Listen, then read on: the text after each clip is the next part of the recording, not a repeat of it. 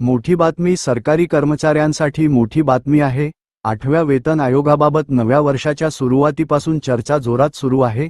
वाढीव पगार कधी मिळणार, थकबाकी एकरकमी मिळणार की हप्त्यांमध्ये, हेच प्रश्न सध्या कर्मचाऱ्यांच्या मनात आहेत।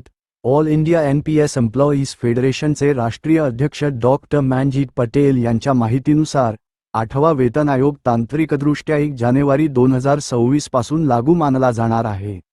मात्र अहवाल तयार होण्यासाठी सुमारे 18 महिने आणि मंत्रिमंडळ मंजुरीनंतर आणखी 6 महिने लागू शकतात। जर सर्व प्रक्रिया वेळेत पार पडली तर कर्मचाऱ्यांना जानेवारी 2028 पर्यंत वाढीव पगार मिळण्याची शक्यता आहे। सरकारने राजकीय इच्छाशक्ती दाखवली तर जुलै 2027 मध्येच आनंदाची बातमी मिळू शकते। विलंबामुळे थकबाकी मोठी होणार आहे।